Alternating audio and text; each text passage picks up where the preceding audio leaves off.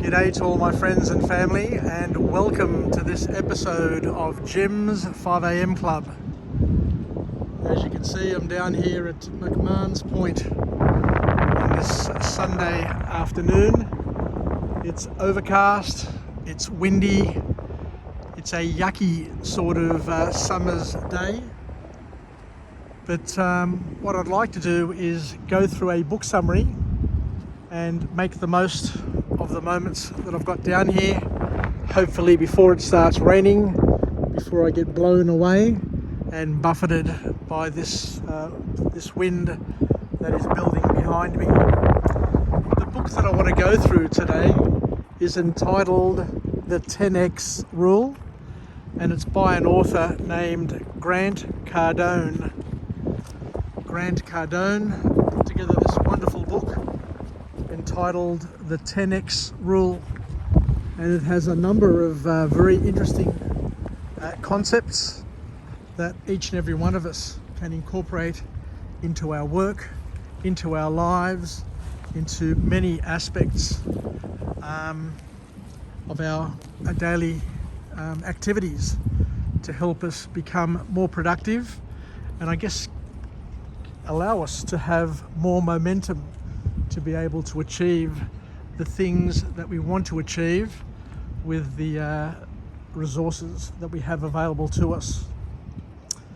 So the author kicks off the book with a very interesting quote where he says that as long as you are alive and well, you will either live to accomplish your own goals and dreams, or be used as a resource to accomplish someone else's goals and dreams.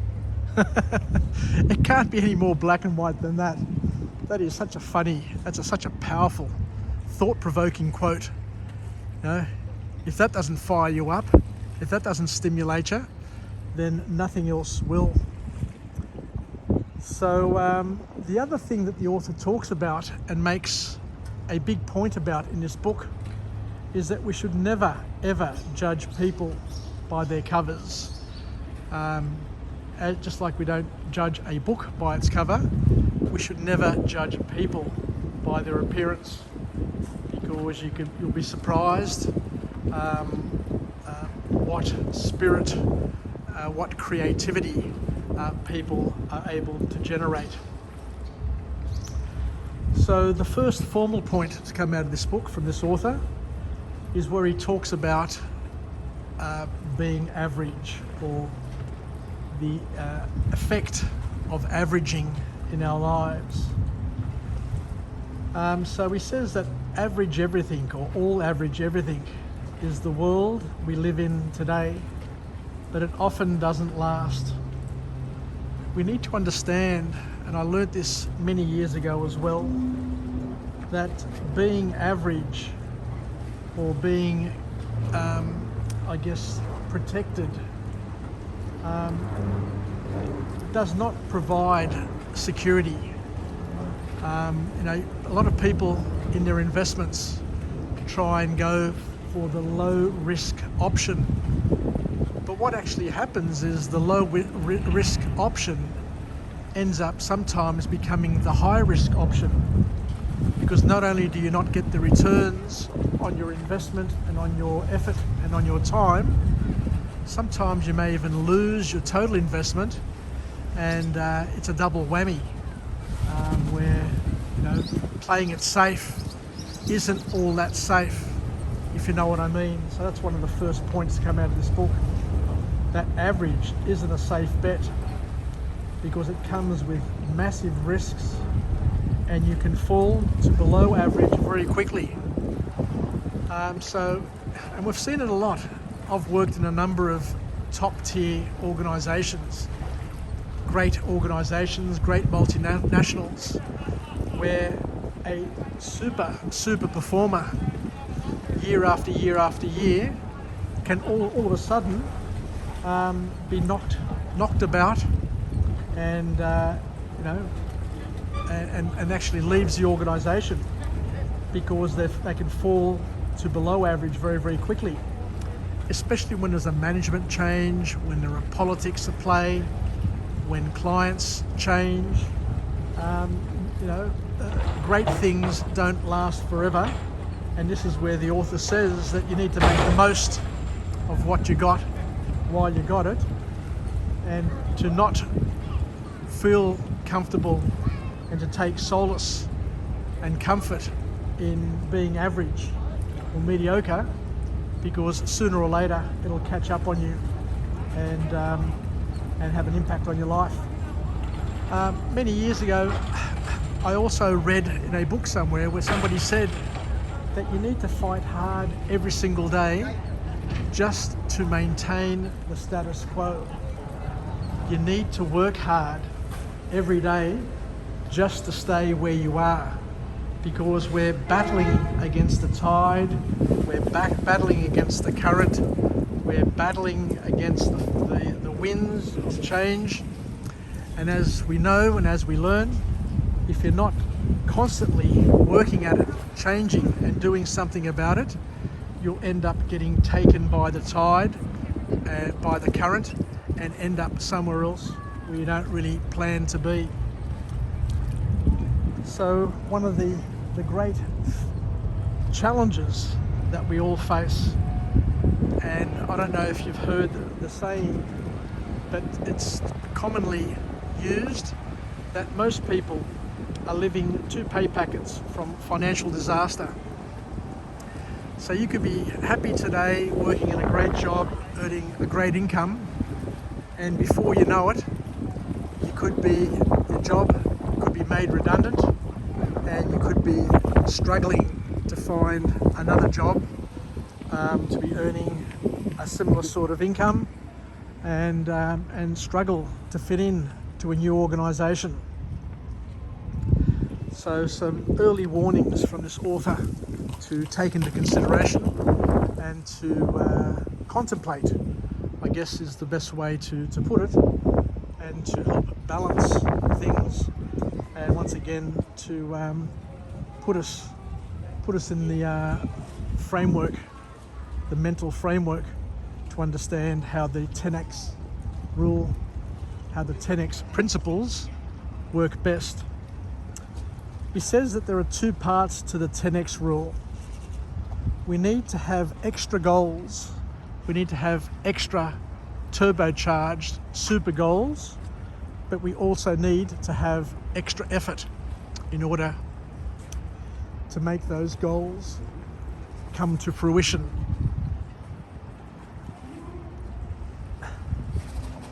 Years ago, I worked in a number of big outsourcing organisations, working on billion-dollar contracts. And as an accountant, putting together these business cases, what I learnt was that people always underestimate the number of resources that are required in terms of hours and the level of skill that is required in order to achieve an outcome. So the author here in this book, the 10x rule, reminds us that everything we do, we're going to most probably be underestimating the effort that's required and the skill that is required to deliver on our dreams. So whatever you got, according to this author, whatever your dream is, whatever your goal is, you need to convince yourself that you need to put in a massive amount of effort to get a massive outcome. You can't bluff it. You can't bullshit your way to a dream or to something which is worthwhile. Because if it was easy, then everybody would be doing it. Everybody would be achieving it and being rewarded by the outcomes. So whatever goal you have, always remember and always commit to putting in 10 times the effort that you need in order to get to where you want to be. So you need to stop kidding yourself. You need to account for the effort before you start something and commit to it. Otherwise, you're going to fail, and you're going to fail time and time and again, and not achieve anything that you've set up as a goal. And the other thing I learned many years ago when I was working for an organisation called Advantra, from one of the bid managers, and he'd always use this with his clients when they were complaining about the price and how much it would cost to start something and build it up to a steady state. And he would always say that you always need to be effective at doing something before you can become efficient. The big mistake that a lot of project managers and a lot of projects have is that they try and be efficient before they become effective. They don't resource it properly in terms of the number of people. They don't resource it properly in terms of the skill set. And what happens is that by not resourcing it to get an effective outcome, they usually fail and fail miserably. And when you start failing, it's very, very hard to turn a project around. It's very, very hard to build a relationship back up, because you've disappointed your client, you've missed your targets, and it's very, very hard to get anybody to trust you from that point onwards. So that's why it's always important as a leader, a person who's running a project, running a team, to always remember that you need to be effective before you become efficient, and before you can get to steady state, you need to invest heavily to make sure that you can get the results before you start playing with the resources to continue getting the same results with fewer resources and fewer costs. So it's important to set the bar high at the beginning to get much better outcomes and to end up in a better place.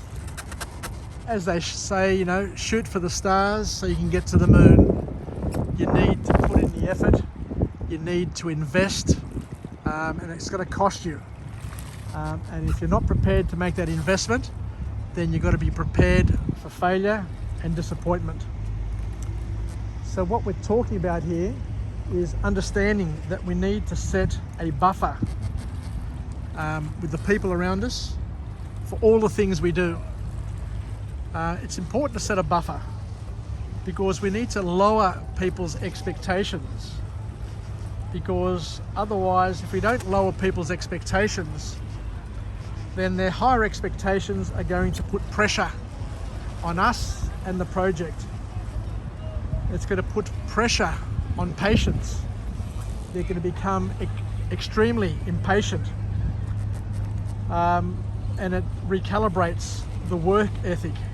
So we need to make sure that we've recalibrated the work ethic from the beginning to make sure that we're delivering what we need to deliver right from the start.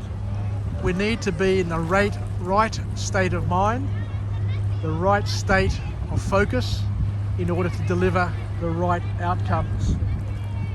We need to remove average thinking patterns. We need to open up opportunity. We need to stimulate creativity, and to understand that massive action, massive investment leads to massive results.